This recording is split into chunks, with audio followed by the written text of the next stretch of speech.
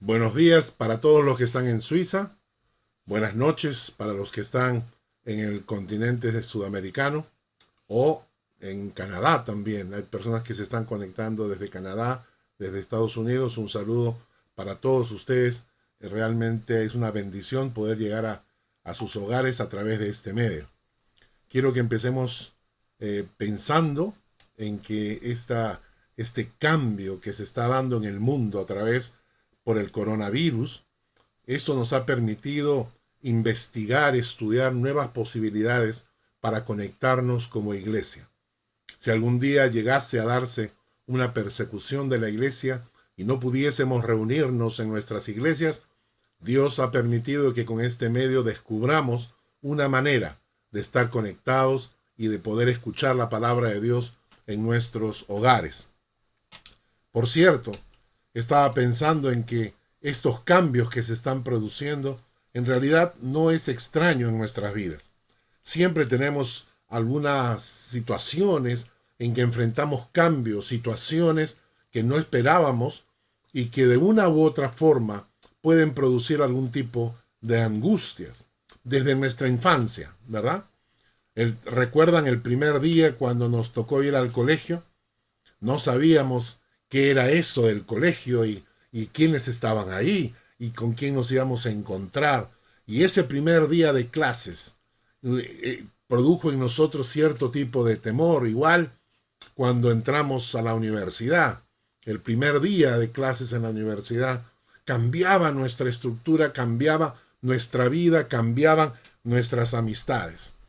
Cuando nos casamos, se produce este tipo de preguntas: ¿qué pasará en el futuro? Cuando perdemos un trabajo, cuando conseguimos un nuevo trabajo, las circunstancias de la vida van cambiando. Para nosotros, los que estamos en Suiza, muchos de nosotros llegamos acá procedentes de Latinoamérica y para nosotros era un reto, pero con muchas dudas, con muchas preguntas. No sabíamos en realidad qué podía pasar en el futuro, cómo enfrentar un país con otro lenguaje, con otra cultura, con otra gente, con nuevas amistades. Tuvimos que dejar a nuestras familias lejos y venirnos acá, y eso implicaba para nosotros realmente cierto tipo de temor. Y hoy en día estamos viendo y escuchando que el coronavirus va a producir un cambio radical, tanto socialmente como laboralmente. Y muchos de estos planes que vienen ni siquiera estaban en nuestros planes, simplemente aparecen. ¿Mm? Y en algunos casos ni siquiera nos gusta. Pero tenemos que pensar cómo reaccionar ante esos cambios.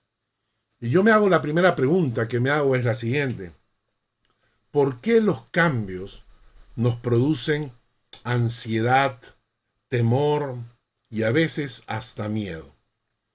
Y la respuesta es simple: porque no tenemos control sobre ellos. Si tuviéramos control de la situación, nos sentiríamos un poco más tranquilos, ¿verdad?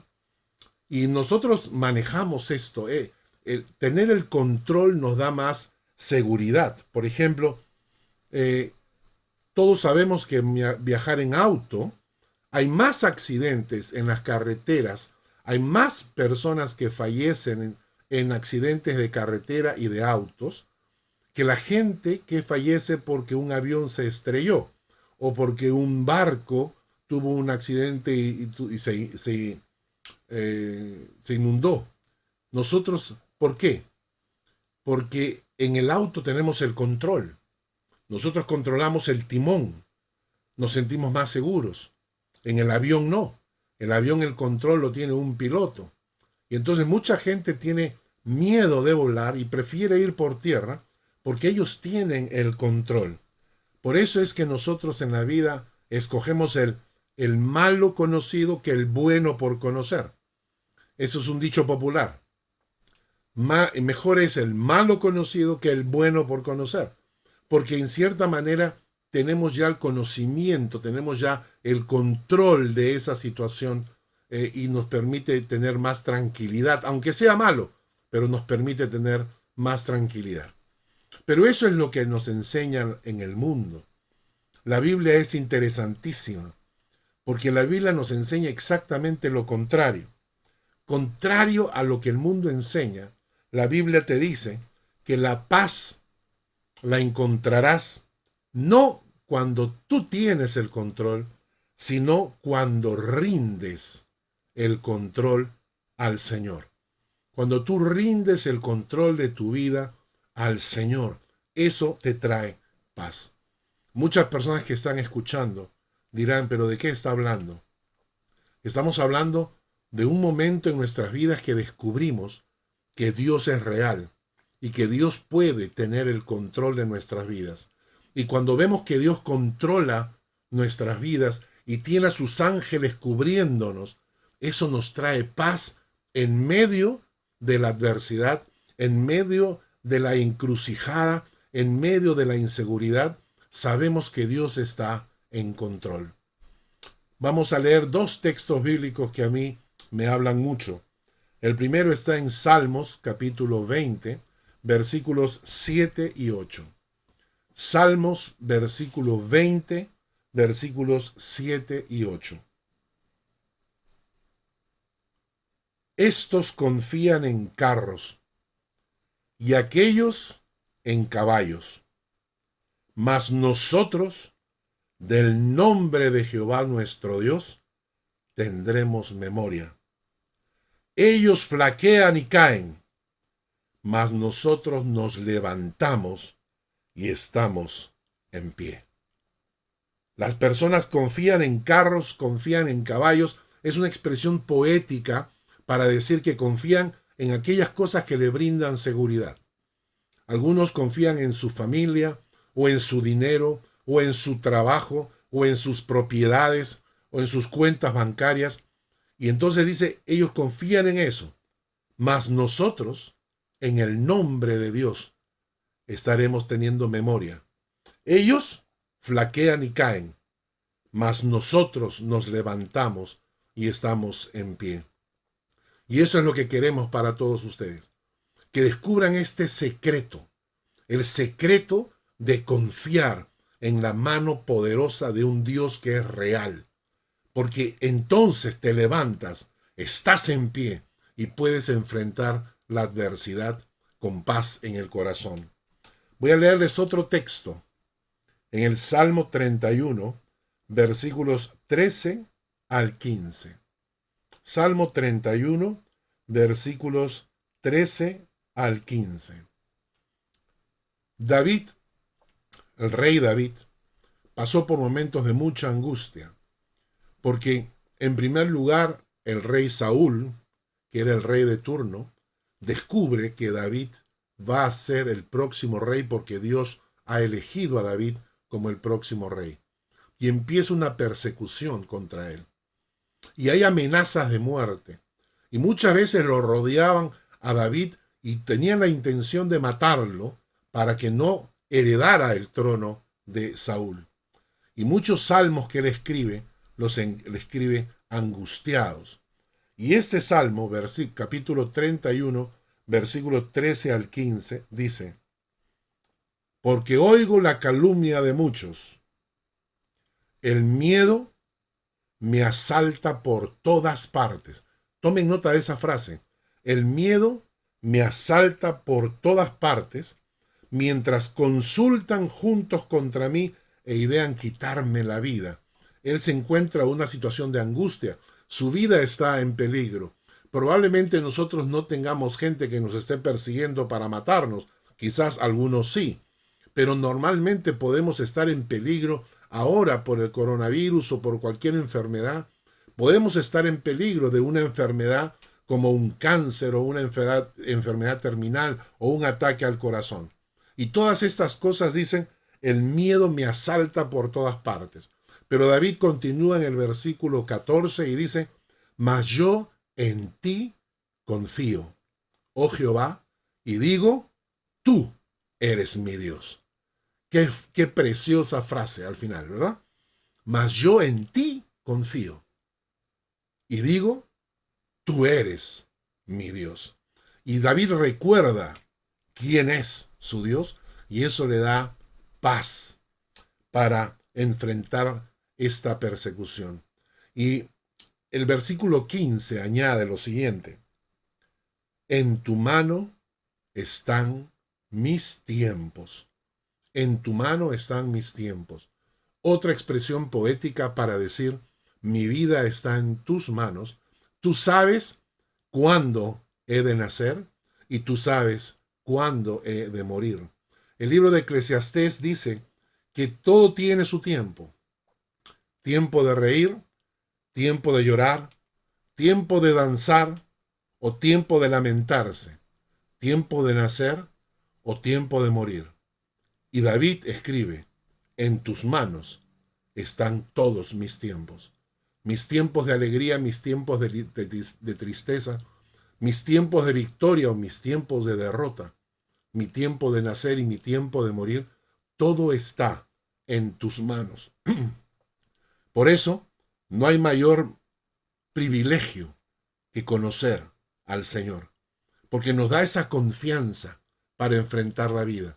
Y quiera, oh Dios, que todos los que nos están escuchando tengan en su corazón a este Señor precioso. Y si no lo tienes, te invitamos a que busques a Dios, pero busques realmente al Dios de la Biblia y que llegues a descubrir ese Dios que tiene un plan para tu vida, ese Dios que puede cuidarte y protegerte. Entonces, siempre vamos a enfrentar cambios o retos o circunstancias diferentes o circunstancias distintas. ¿Cómo lo enfrentamos? Es la pregunta. La pregunta no es si vendrán o no, porque van a venir. Siempre, en todos, durante tu vida, tendrás tiempos de cambio, tendrás tiempos de angustia, tendrás tiempos donde las situaciones se tornan nuevas y desconocidas. Siempre van a haber eso. El problema no es preguntarte, ¿y por qué me pasa a mí? Pues porque tocó, porque te tocó, porque la voluntad de Dios decidió eso y te tocó, simplemente te tocó. Y el problema no es preguntarse ¿hasta cuándo? Tampoco. La pregunta es ¿cómo? ¿Cómo enfrentamos los cambios en nuestra vida? En primer lugar, quiero comentarles que he tomado de la Biblia 3 ejemplos que me fortalecieron mucho esta semana cuando estaba escribiendo la prédica. Los 3 tuvieron que enfrentar cambios radicales en su vida. Y los 3 reaccionaron con ejemplos para nosotros. El primero es Abraham. Vamos a leer el texto de Génesis, capítulo 12, versículos 1 al 4. Génesis, capítulo 12, versículos 1 al 4. Dice, pero Jehová había dicho a Abraham, vete de tu tierra y de tu parentela y de la casa de tu padre a la tierra que te mostraré. Y haré de ti una nación grande, y te bendeciré, y engrandeceré tu nombre, y serás bendición. Bendeciré a los que te bendijeren, y a los que te maldijeren maldeciré. Y serán benditas en ti todas las familias de la tierra. Y se fue Abraham, como Jehová le dijo, y Lot fue con él. Y era Abraham de edad de 75 años cuando salió de Harán. Para Abraham no había duda de que había una orden de Dios de salir de su tierra y de ir a un lugar desconocido. Él todavía no sabe a dónde lo lleva Dios. Cuando Dios le dijo, sal de tu tierra y de tu parentela a la tierra que yo te mostraré. No le dijo a dónde se lo llevaba. ¡Qué angustia! ¡Qué angustia! No saber a dónde.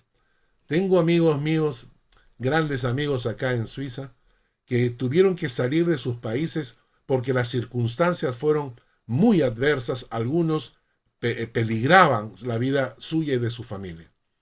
Y cuando subieron al avión, ayudados por alguna organización humanitaria, no sabían a dónde los llevaban. Y eso produce una angustia. Y Abraham tenía esta angustia porque no sabía a dónde lo llevaba Dios. Y tenía 75 años. 75 años. Y no preguntó, él no preguntó. Él no exigió de antemano que Dios le dijera a dónde ni cómo, ¿no? Él simplemente obedeció. Él simplemente obedeció. Y a veces, cuando vemos que las circunstancias están siendo guiadas por Dios, nosotros simplemente tenemos que obedecer al Señor. Por más cambio que haya en tu vida, nunca hagas tu voluntad. Obedece la voluntad de Dios. Pero sobre todo, cuando Abraham obedece, es porque Dios le da una promesa. Le dice, vas a salir de esta tierra, pero vas a ser de bendición. En ti serán benditas todas las naciones de la tierra. Todos los cambios que Dios produce en nuestras vidas es para que seamos de bendición para otros. Nosotros estamos acostumbrados a ser el foco de atención en nuestro corazón. Nosotros creemos que el mundo debe servirnos, que el mundo debe atendernos, que el mundo debe cuidarnos. ¿Cuánta gente va a la iglesia y dice, ay, yo me voy de la iglesia porque aquí no encuentro amor? La gente viene a la iglesia esperando que todo el mundo lo ame, lo acoja, lo proteja, cuando realmente debería ser al revés. Cuando decimos, yo no voy a la iglesia porque ahí no hay amor o una más especial, yo no voy a la iglesia porque ahí hay muchos hipócritas, dicen. Y un pastor contestaba, no importa, ven, siempre tenemos lugar para uno más. Pero cuando las personas quieren hacer la voluntad de Dios, cuando quieren obedecer la voluntad de Dios y obedecen, se convierten en bendición. Ahora que estamos en una situación de cambio, yo te invito a que seas de bendición. Que no estés esperando simplemente ser alguien que aprovecha de todos los demás. Conviértete en una bendición para los demás. La primera enseñanza de cómo Abraham enfrenta este cambio es con obediencia. Y todo cambio por la voluntad de Dios es para que seas de bendición a los que te rodean. Pregúntate, ¿cómo puedes ser de bendición en este momento que estamos enfrentando? ¿Cómo puede la gente decir, cuando más lo necesitaba, esta persona fue una bendición para mi vida? La segunda persona que quiero que recordemos es José. En Génesis capítulo 39, versículo 1 al 12. Génesis 39, versículos 1 al 12. Nos cuenta, sabemos que José era uno de los hermanos menores de Jacob, de Israel, ¿no? Israel tuvo 12 hijos y José era uno de los más pequeños, pero también era, en cierta manera, el más amado, y los hermanos le tenían envidia, y ustedes saben que sus propios hermanos lo vendieron como esclavo a Egipto. Esto es un cambio duro en mi vida, cuando mis propios hermanos me traicionan, y José va como esclavo. Y el texto nos dice, llevado pues José a Egipto, Potifar, un oficial del faraón, capitán de la guardia, varón egipcio, lo compró de los ismaelitas que lo habían llevado allá. Mas Jehová estaba con José, y fue varón próspero, y estaba en la casa de su amo, el egipcio. Y vio su amo que Jehová estaba con él, y que todo lo que él hacía, Jehová lo hacía prosperar en su mano. Así halló José gracia en sus ojos, y le servía. Y él le hizo mayordomo de su casa, y entregó en su poder todo lo que tenía. Y entonces José llega como esclavo, pero Potifar, su amo, que lo había comprado como esclavo, se da cuenta que la mano de Dios está con él y que todo lo que él toca prospera, que todo lo que él administra genera más ingresos.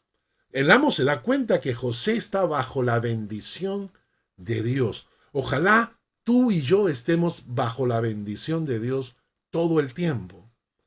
En el versículo 5 dice, y aconteció que desde cuando le dio el encargo de su casa y de todo lo que tenía, Jehová bendijo la casa del egipcio a causa de José. Y la bendición de Jehová estaba sobre todo lo que tenía, así en casa como en el campo. Yo quiero ser uno de estos. Yo quiero estar bajo la cobertura de la bendición de Dios. Yo quiero que la bendición de Dios me acompañe por donde yo vaya, como un paraguas que me cubre.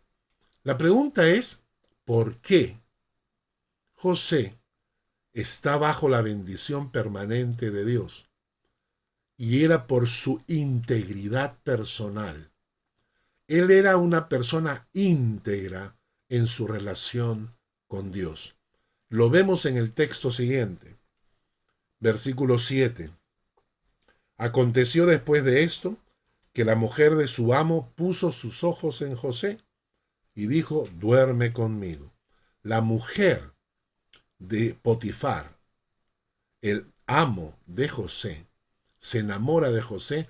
Dice el texto bíblico que José era guapísimo. Y entonces ella se enamora de José y quiere acostarse con él. Versículo 8 dice, y él no quiso. Y dijo a la mujer de su amo, he aquí que mi señor no se preocupa conmigo de lo que hay en casa, y ha puesto en mi mano todo lo que tiene. Interesante. He aquí mi señor, está hablando de Potifar, no se preocupa conmigo, confía en mí plenamente, completamente, y ha puesto todo lo que tiene en mi mano. Versículo 9. No hay otro mayor que yo en esta casa, y ninguna cosa me ha reservado, sino a ti, por cuanto tú eres su mujer.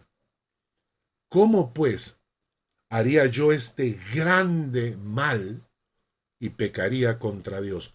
¿Cómo voy a traicionar a este señor Potifar, que me está dando casa, que me está protegiendo, que me ha dado todo para que yo lo administre? ¿Cómo voy a traicionarlo a él y pecar contra Dios? Y ella dice el versículo 10, hablando ella a José cada día y no escuchándola él, para acostarse al lado de ella, para estar con ella, aconteció que entró él un día en casa para hacer su oficio y no había nadie de los de la casa allí. Y ella lo agarró por su ropa y le dijo, duerme conmigo. Entonces él dejó su ropa en las manos de ella y huyó y salió. Y huir y dejarla a esa mujer. ¿Qué hombre va a abandonar esta oportunidad? Solos en la casa, no hay nadie, nadie te ve. Todo puede quedar oculto. Pero José es un hombre íntegro y él no va a traicionar a su jefe ni va a ofender a Dios. Y esa integridad, ¿saben qué pasó? La mujer lo denuncia como si él hubiese intentado violarla. Y José termina en la cárcel. ¿Por qué es importante esto? Porque José termina en la cárcel y si quieren seguir leyendo la historia, José va a ser sacado de la cárcel luego por el faraón y va a terminar siendo el segundo en el reino de Egipto. Así que la cárcel tenía también su propósito. Pero todo ese tiempo, José fue íntegro. Si estamos viviendo tiempos difíciles y si tenemos que quedarnos en casa, si no tenemos que ir a trabajar y tenemos que trabajar desde casa, seamos íntegros. Trabajemos desde casa, pero con integridad. Si ya no te ve nadie, estás en tu casa escondido todo el tiempo, ya no sales, mantén tu integridad. delante de Dios, aunque nadie te vea. Y esa integridad hace que tú vivas bajo la bendición de Dios. Así que Abraham enfrenta el cambio con obediencia para ser de bendición. José enfrenta las circunstancias con integridad y se convierte bajo la bendición de Dios en bendición para los demás. Un tercer caso es el caso de Daniel. Daniel era un jovencito cuando el imperio babilónico toma posesión y conquista el reino de Israel. Entonces agarra a todos el liderazgo educado, a los políticos, a los militares, a la gente educada. Babilonia los toma y se los lleva a esclavos y deja la tierra solamente con la gente de campo, con la gente humilde, que no se van a rebelar en armas. Se los llevan y entre ellos viaja Daniel, en ese tiempo jovencito. Y él va a tener que aprender un nuevo lenguaje, una nueva cultura. La gente está acostumbrada a comer cosas que el pueblo de Israel no comía, pero si hay algo que él mantiene es su comunión con Dios. Tomen nota de esto. A pesar de estar en otro país y en otra cultura y estar como esclavo, él no pierde su comunión con Dios.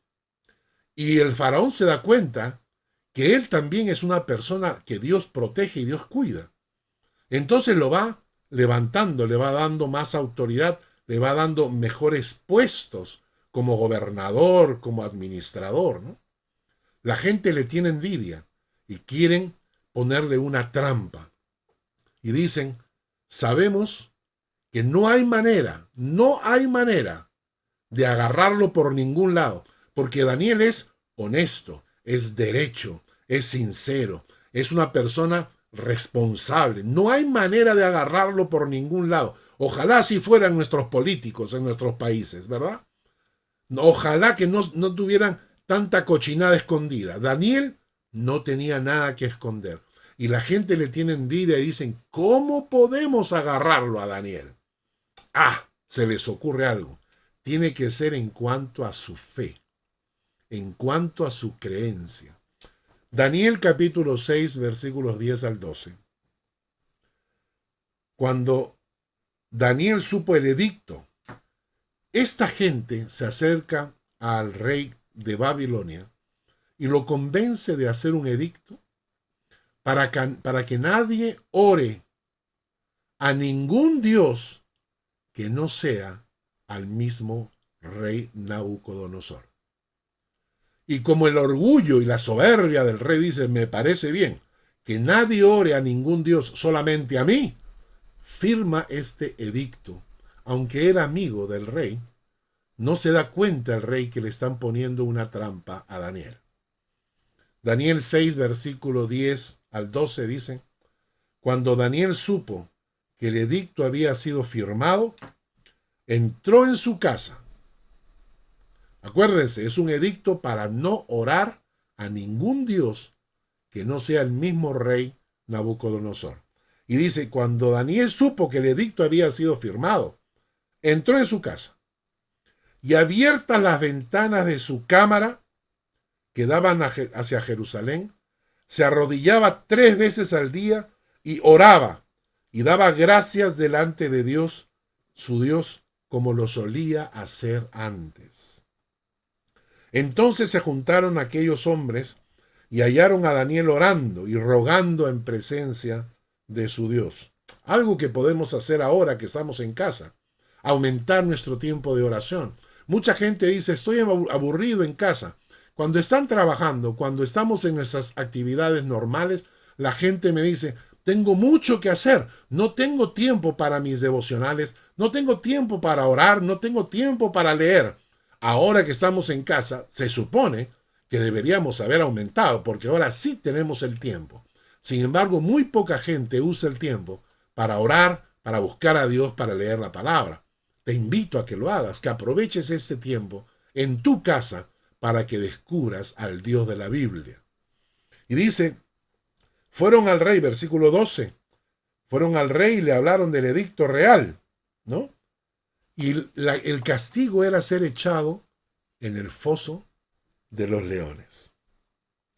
Y el rey, al darse cuenta que había caído en la trampa, no puede tirarse para atrás con su edicto y tiene que echar a Daniel en el foso de los leones. Daniel arriesga su vida por su fe. Esto es una integridad aunque te cueste la vida. ¿Saben qué pasó con la historia?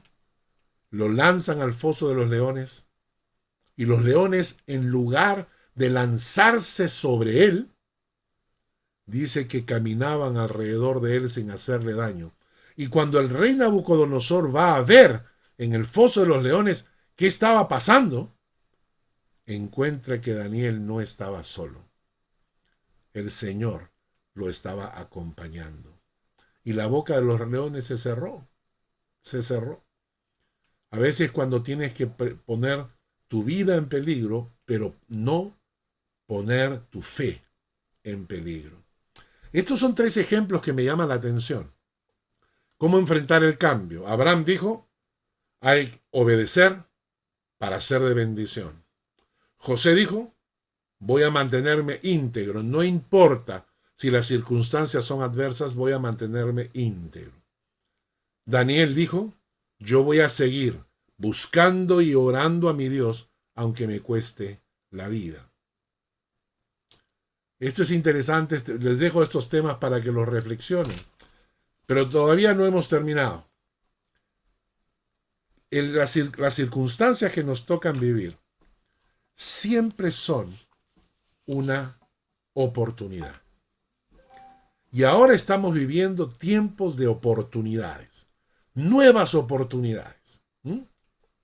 Para mí esto ha sido un reto, descubrir estos programas de comunicación por internet, cómo mejorar la calidad de la imagen, cómo mejorar el sonido.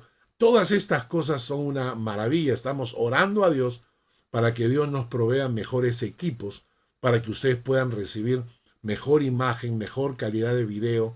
Y todo esto ha sido un cambio nuevo. Pero si hay alguien que me enseña a mí cómo utilizar la adversidad como una oportunidad, repito, cómo utilizar la adversidad o los cambios en mi vida como una oportunidad, no quedarme renegando y criticando y llorando y amargado, ¿no? Sino realmente ver qué oportunidades se me están abriendo, fue el apóstol Pablo. Rápidamente, Pablo en Hechos, capítulo 14, había gente que no estaba de acuerdo con la enseñanza de Pablo. ¿Y saben qué? Hay gente mala en este mundo. Hay gente mala. Y esta gente mala llegan a convencer a las autoridades de una ciudad de que Pablo es demasiado peligroso. ¿Y saben qué hacen? Lo sacan fuera de la ciudad y lo apedrean hasta dejarlo medio muerto. Vamos a leer Hechos capítulo 14, versículo 19 al 22. Hechos 14, 19 al 22.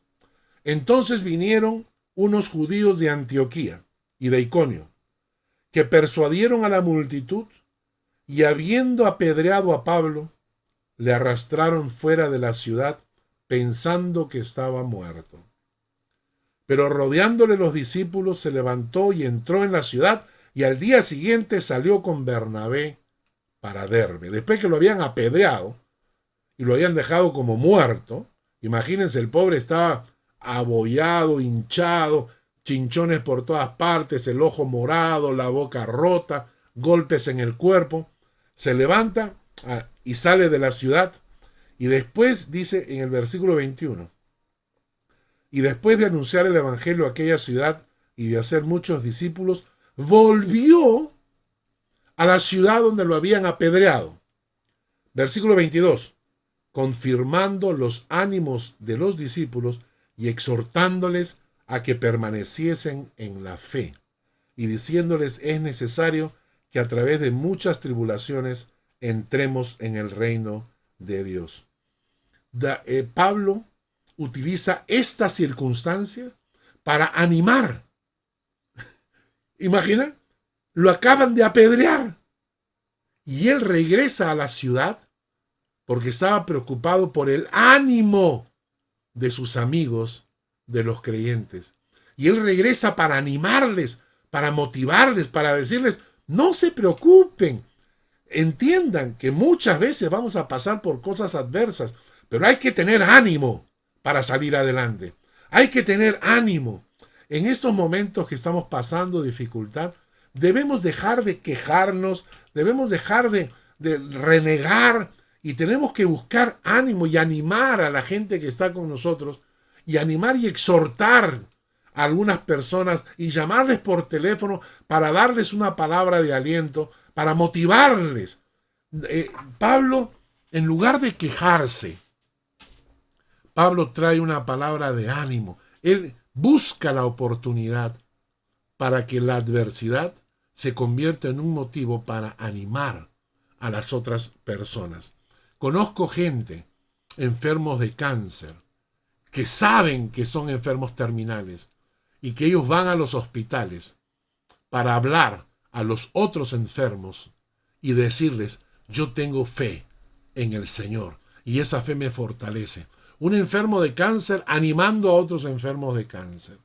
La película La vida es bella, que hicieron en Italia, qué preciosa.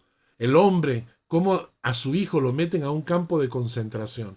Y él convierte el campo de concentración en un juego. Y el niño piensa que está jugando. El niño no se imagina que está en un campo de concentración.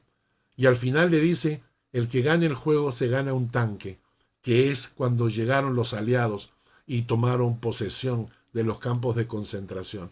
Un padre maravilloso cambió la tristeza, la derrota, cambió eso en una victoria. Y nosotros, como Pablo, en lugar de estar lamentándonos, cambiemos las circunstancias y seamos de ánimo y de aliento para los demás, en lugar de estar derrotados, en lugar de estar transmitiendo noticias negativas o estar a cada rato hablando del bendito coronavirus, demos palabras de aliento. En lugar de decir, se murieron más personas, digamos, han sobrevivido más personas. En lugar de estar en la casa aplastados, sin saber qué hacer, tirados en el mueble, pensemos en nuevas maneras de animar a nuestras familias, a nuestros hijos, a nuestros vecinos. Saquemos como Pablo el ejemplo.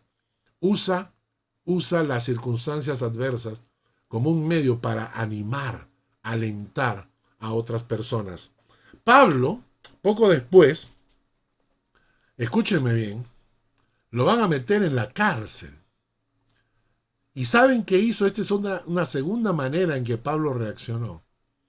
Cuando estaba en la cárcel, primero, Pablo cantaba. Esto es interesante. Pablo cantaba. Estaba en el cepo, donde ponían los pies en esas maderas que tenían unos huecos, metían los pies y cerraban la madera. Es decir, el pobre no se podía mover. Y cantaba. Estaba en la cárcel y cantaba. Y no solamente cantaba, sino también escribía. Aprovechando el tiempo de la cárcel para cantar y escribir. Esto lo van a encontrar en Filipenses en el capítulo 1, versículos 12 al 17. Y escribe cosas preciosas en la carta a los filipenses. Les escribe, por ejemplo, para mí el vivir es Cristo, el morir es ganancia. Y les escribe, regocijaos en el Señor. Regocijaos, gócense en el Señor siempre. ¡Ey, un momento! Pablo está en la cárcel. Está en la cárcel. ¿Qué es lo que permite a Pablo decir regocíjense estando en la cárcel? Cuando el Dios eterno llena tu corazón, tienes el gozo del Espíritu Santo. Cuando el Dios eterno llena tu vida, No importa si estás en la cárcel o en un crucero. El gozo de Dios llena tu vida. Y entonces Pablo aprovecha estas nuevas circunstancias para cantar y para escribir. Creo que sería posible, ¿no?, para nosotros hacer lo mismo. Hacer estas prédicas y los estudios bíblicos por internet, en realidad me están tomando mucho más tiempo que cuando teníamos la iglesia en sus cultos normales. Hay que preparar demasiadas cosas, hay que preparar los videos, las canciones, preparar los materiales. Todo esto es realmente mucho trabajo. Y hay que escribir, pero tengo metas para seguir escribiendo materiales. Aprovechen este tiempo. De repente Dios te ha dado algún don para escribir poesía, o de repente puedes escribir reflexiones. Aprovéchate este tiempo para escribir, también para leer, pero sobre todo para llevar un poco de gozo y de canto y de alabanza a tu corazón, a tu familia. Tercera cosa, cuando Pablo lo apresan en Jerusalén, poco antes de llevarlo a Roma para juzgarlo, Pablo va a quedarse 2 años en Jerusalén preso injustamente. ¿Y saben qué hace? A pesar de que está preso, aprovecha la oportunidad para testificar a otros. Para testificar a otros. En Hechos de los Apóstoles nos relata la historia cuando él habla con el rey Agripa. Está preso, ¿ya? Pero primero aprovecha la oportunidad y él le habla del Señor a Félix, que era el gobernador de turno. Félix termina su tiempo de gobierno y entra Festo, uno más. Y le dicen, tenemos a un preso, se llama Pablo. Entonces lo traen a Pablo. Y Pablo, en lugar de quejarse, le testifica del Señor y le dice, yo tengo un Dios grande que ha resucitado, que está vivo, ¿no? Y ahora Festo no sabe qué hacer porque dice, tengo que mandar a Roma como preso a Pablo. ¿Y qué voy a decir? ¿Por qué lo mando? ¿Por su fe? ¿Por su religión? ¿Por qué razones lo tienen preso? No sabía. Y Festo pide la ayuda de Agripa, el rey Agripa, ¿no? Y entonces el texto nos dice, Hechos capítulo 26, versículos 24 al 29. Hechos capítulo 26, versículos 24 al 29.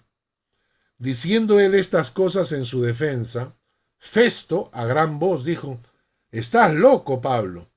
Las muchas letras te vuelven loco, porque Pablo está hablando de la resurrección, y para Festo esto era imposible. Versículo 25 dice, mas él dijo, no estoy loco, excelentísimo Festo, sino que hablo palabras de verdad y de cordura. Pues el rey sabe estas cosas, está hablando del rey Agripa, que estaba presente. El rey sabe estas cosas, delante de quien también hablo con toda confianza, porque no pienso que ignora nada de esto, pues no se ha hecho esto en ningún rincón. ¿Crees, oh rey Agripa, a los profetas? Yo sé que crees. Entonces Agripa le dijo a Pablo, por poco me persuades a ser cristiano. Y Pablo contestó, quisiera Dios que por poco o por mucho, no solamente tú, sino que también todos los que hoy me oyen, fueseis hechos tales cual soy yo, con excepción de estas cadenas. Aprovechar el tiempo para testificar del Señor. Muchos padres trabajan, muchos padres de familia cristianos trabajan y no tienen tiempo para estar con su familia. Aproveche el tiempo. Ahora aproveche para tener devocionales con su familia. Aproveche para estar con sus hijos. Aproveche para contarle las historias bíblicas o aprender juntos las historias bíblicas. El hecho de quedarnos en casa no significa que estemos limitados. Podemos todavía hablar del Señor a otras personas, especialmente ahora que están pasando tanta angustia y tanta necesidad. Hay muchísima gente que necesita escuchar del Señor. Aprovechen este tiempo para compartir el mensaje del Señor con tanta gente en necesidad. Y también aprovechen este tiempo para contarle a sus hijos sus historias, para que sus hijos conozcan de dónde vienen sus padres, qué pasó en la vida de sus padres, y de esa manera aprovechar el tiempo con la familia y crecer como familia. Voy terminando. Hemos dicho que Pablo aprovechó el tiempo, que cuando lo apedrearon, trajo ánimo, animar a la gente. Que cuando lo pusieron en la cárcel, trajo gozo y escribió, cantaba y escribía. Que cuando estuvo preso, aprovechó la oportunidad para dar testimonio a los que estaban escuchándole, que necesitaban del Señor. Y por último, cuando lo llevan camino a Roma, el barco en el que está naufraga. Y hay una tormenta y el barco está a punto de perderse y la gente está a punto de morir. Y cuando Pablo ve eso, estando aún preso, él comienza a interceder por la gente. Hechos capítulo 27. Hechos capítulo 27, versículos 21 al 25. Entonces Pablo, como hacía ya mucho que no comíamos, puesto en pie en medio de ellos, le dijo: habría sido por cierto conveniente, oh varones, haberme oído, y no zarpar de Creta, tan solo para recibir este perjuicio y pérdida. Pero ahora os exhorto a tener buen ánimo, pues no habrá ninguna pérdida de vida entre vosotros, sino solamente la de la nave. Porque esta noche ha estado conmigo el ángel de Dios, de quien soy y a quien sirvo.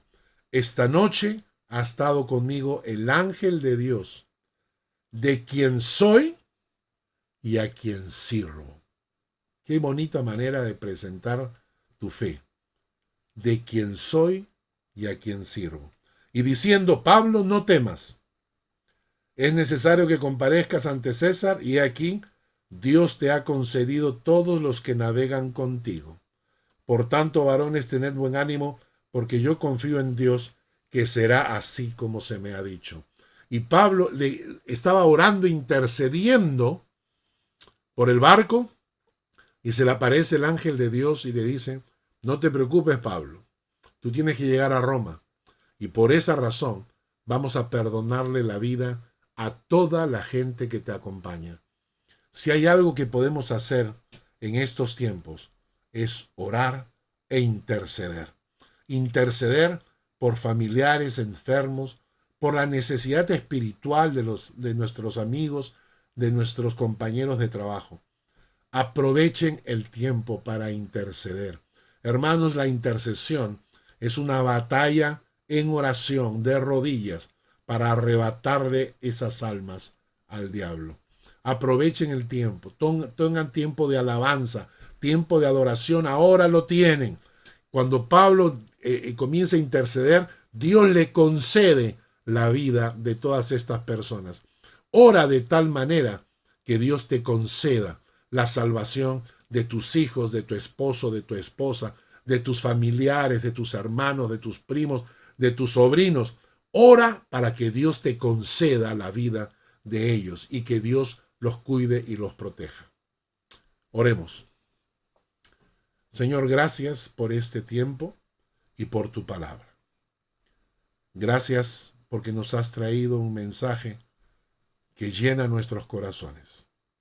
Bendícenos con él, en el nombre de Jesús. Amén y amén.